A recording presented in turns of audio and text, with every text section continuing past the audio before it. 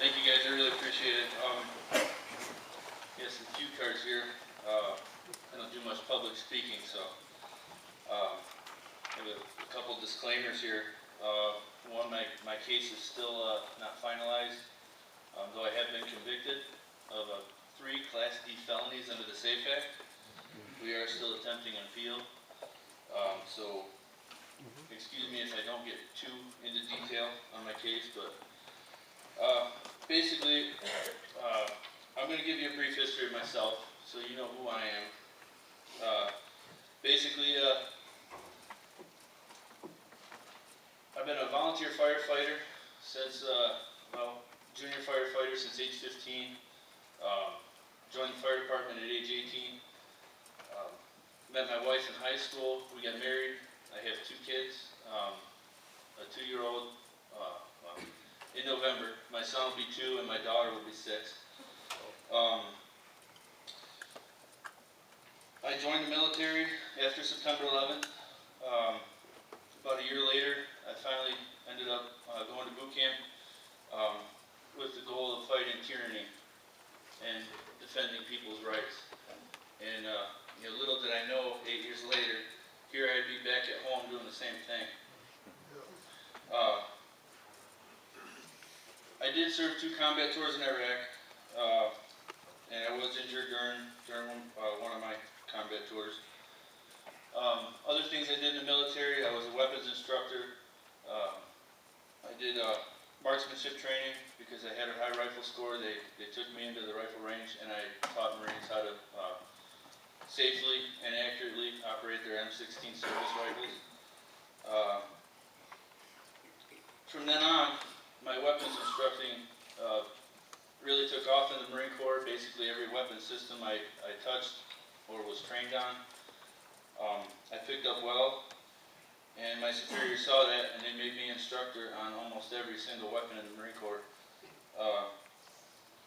It's basically a brief history of myself. I used an M16 service rifle to defend my country. Today, the M16 AR-15 platform is one of the most common rifles used for home defense, small game hunting, coyotes, woodchucks. Despite what Governor Cuomo would have you think, people do hunt with AR-15s. There was a skill set I learned in the Marine Corps, and I tried to translate into the civilian world because it's something I'm good at.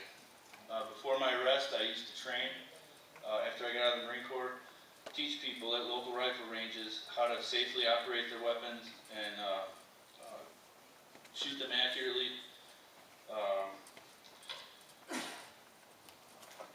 That all changed in March 2013 when I was arrested by different agencies of the state.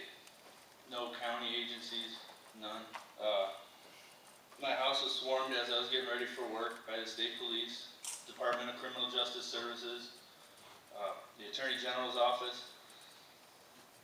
And they come into my home, terrorized my family. My daughter was traumatized from it. She was at the time 4 years old, going into preschool.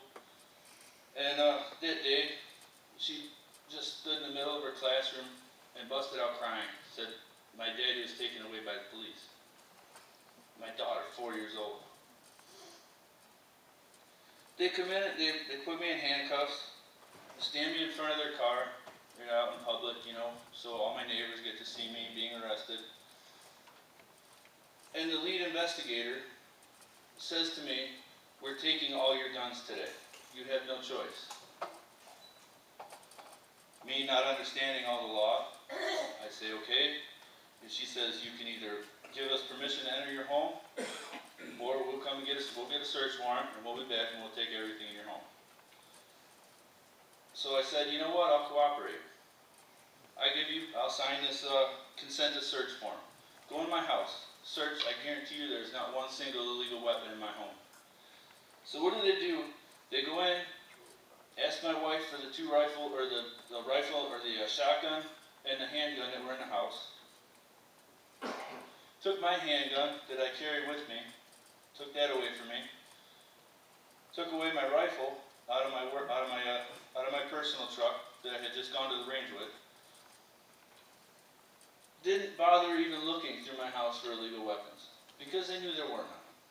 Okay, so I'm arrested, arraigned on three felonies, four felonies. Sorry, I have a bad memory. 4 felonies and a misdemeanor under the SAFE Act. Okay, now during the course of this trial, the state, and again only the state, put out a lot of misinformation. So regardless of what you guys might have heard from Snyderman, I'm not a dangerous criminal. You guys don't have to hide your purses or anything. It was impossible for me to fight the misinformation they put out.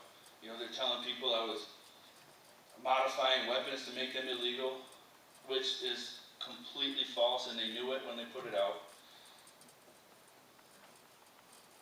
I was basically set up.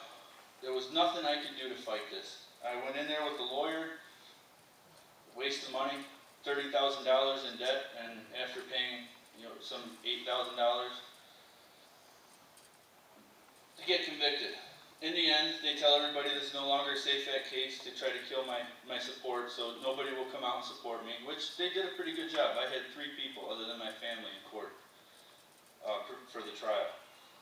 And I'd like to thank Oath Keepers for that. Oath Keepers and the Free Group, they're the only ones that actually supported me through this trial. Steve Allstott, now that I've reached out to him and made him aware of more of it, Scope is supporting me, Second Amendment Coalition, and all these other groups that are here today. My lawyer supposedly contacted the NRA, but I don't know that for sure. He told me they didn't want to participate. I don't know if that's true or not. But here I stand now, despite what they say, convicted of 3 felonies, violent D felonies under the SAFE Act. I've dedicated my life to helping people and protecting people. And I'm a violent D felonies. Okay, I can no longer possess a firearm. My wife can no longer possess her firearms.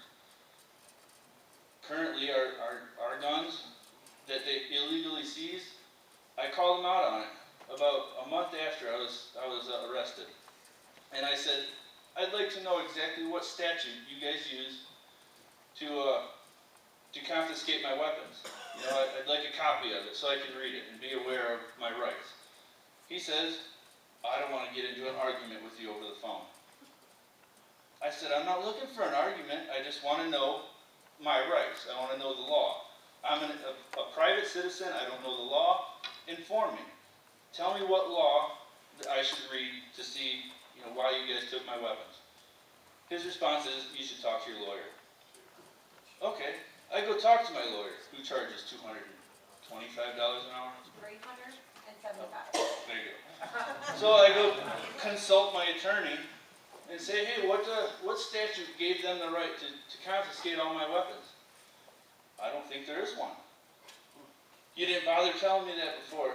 Okay, so I called back up to the Attorney General's office. Me and my wife, we fought. Lawyer kept wanting to get involved. In the end, it was my wife and I contacting the Attorney General's office. We ended up, they had to give them back. We got all of our rifle, I got my rifle, my shotgun, and our handguns back.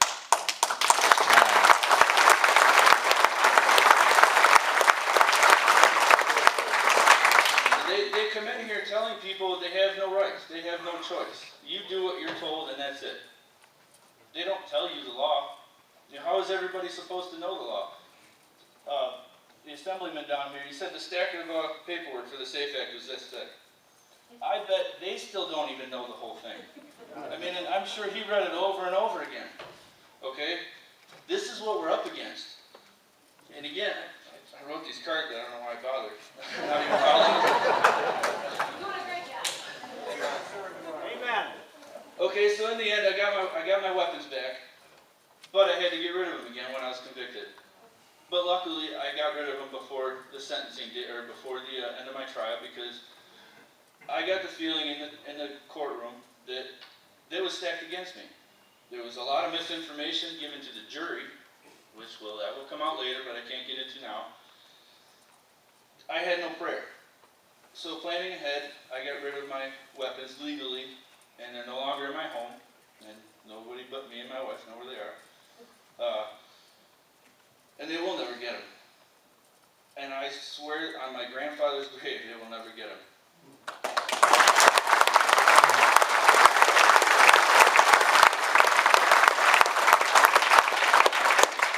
I have this tattoo on my arm. I don't know if you guys can see it or not. It's the Soldiers Memorial. I know there's a lot of you guys that are veterans. My grandfather Wassel, he's gone now. He served in World War II. My grandfather DeGoyer served in Korea. I had other aunts and uncles that served. My father tried to serve during Vietnam. He was turned down for medical reasons. I know every one of you that served, whether you went to combat or not, you know someone that you lost. A brother, sister, somebody that you served with that didn't come home, physically or mentally. And for them, I vow to uphold the Constitution and support the oath that I took when I signed up for the Marine Corps. To support and defend the Constitution against all enemies, foreign and domestic.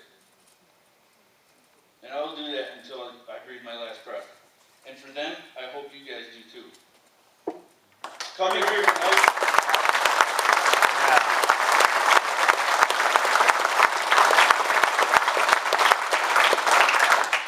Coming here tonight, you guys showed that you have courage, that you're willing to do something about it.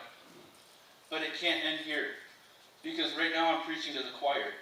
If there's anybody here brave enough to raise your hand that is not on the same page with myself and the rest of us standing up here, raise your hand.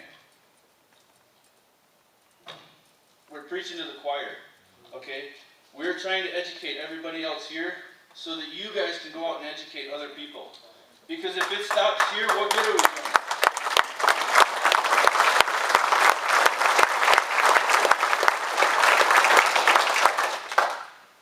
You know, there's a saying, it's a quote, and I'd like to read this to you guys, and I keep it in mind that though some of the terms don't apply here, that the premise does. First they came for the socialists. I'm not a socialist, so I didn't speak up. Then they came for the trade unionists. I'm not a trade unionist, so I didn't speak up. Then they came for the Jews. I'm not a Jew, so I didn't say anything. Then when they came for me, there was nobody left to speak for me. So everybody out there that you know that says, well, when they passed the automatic weapons ban a long time ago, which most of you don't know is not really a ban, it's just a tax. When they passed that, what do you guys need an automatic weapon for? Now they passed the assault weapons ban. Well, what do you really need an assault weapon for? Well, now they passed the SAFE Act. What do you really need a semi-automatic rifle for? Why do you need a pistol grip? It's like saying, why do you need a comfortable seat in your Corvette? Does it make it go faster? No. You know, I lost my train of thought again, but that comes with my brain injury.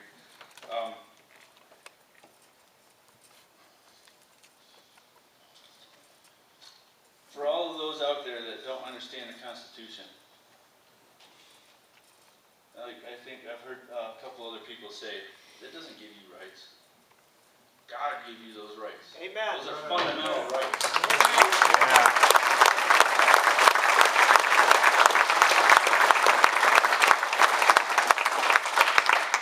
The Constitution was set up by a bunch of very intelligent men that believed in God, that knew that you had those rights from birth.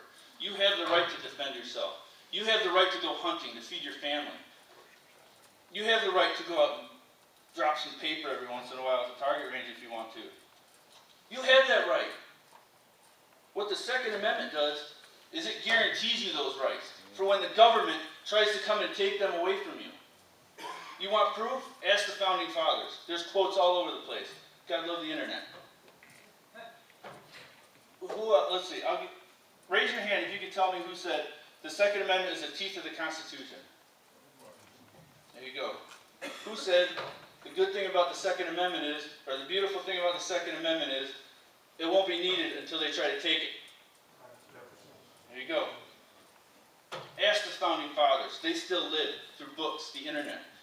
You know, inform yourselves and inform other people, because without that, we're stuck in this circle of the couple hundred people that are sitting in this room.